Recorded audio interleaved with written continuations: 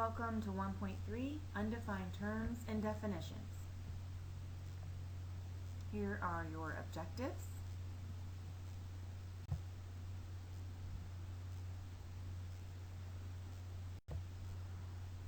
Okay, so we're going to talk about what a good definition is. A good definition is clear. It communicates the point without being too vague. It is useful. It uses words that we've already previously defined or accepted as undefined. A good definition is precise, accurate, and reversible with all the distinguishing traits. So an example would be a triangle is the union of three distinct segments. Well, is that statement reversible? Are three distinct segments a triangle? Not necessarily. We didn't talk about them being intersected or touching. They could just be three parallel segments. And the union of those means that we're just accepting all three of those points. So it's really important that the statement can go both directions. A good definition is also concise, a good sentence with grammar and no unnecessary words. It's also objective, no emotional words or figures of speech or opinions. So here's an example. We are going to determine if this is a good definition of the word space. And in order to do that, we have to analyze the 5 criteria. So here's the definition of space that's given. The set of all points. So we have to decide, is this definition clear? I think it's clear. I understand the sentence. Is it useful? Now we know the word set, but we do not know the word point yet. Okay, so we're not really sure if it's useful yet. Is it precise? I think so. Is it reversible? The set of all points is space. Sure, I think it's reversible. There's definitely no extra words. It's pretty short. Can't take out anything.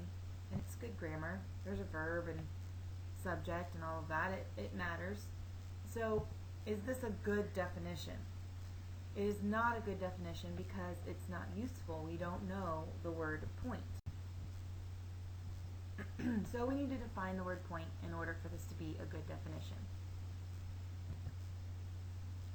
Okay, so there are 3 terms that can be described but not defined.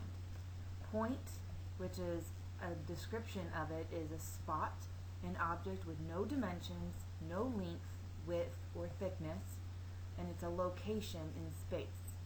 An illustration would be a pinpoint. It's denoted by the capital letter of the point, and the location is marked by a dot on the figure. A line is a description is straight. It's an object that extends infinitely in one dimension. It has length but no width or thickness. An illustration is a laser beam.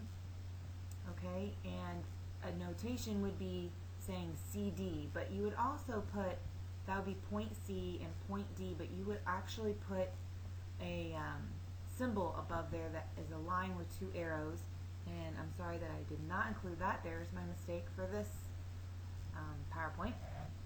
Okay, and then plane. This is the one that is harder to grasp because we don't usually see a plane or talk about planes very often in algebra. It's flat, it has no thickness, it's in 2 dimensions, and it extends infinitely in both directions. It is a length and a width but no thickness. So think of a very, very thin sheet of glass or a piece of paper. When you write about it, you talk about plane K, and it's just denoted by a lowercase letter. We don't use capital letters to talk about planes. So the foundation of geometry consists of undefined terms. So there has to be a starting point, and that's the main idea here. There has to be a place where we start geometry, the foundation, and it's one that's accepted by faith. As Christians, we accept the Bible as our starting point, and we have faith that it is God's Word. So for your WISC summary, given this list, screw glue, staple, paperclip. You need to write a definition of any of the two.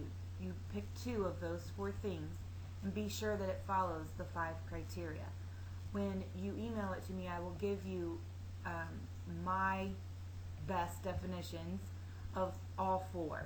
So you'll be able to grade your own outcomes. So see you in class.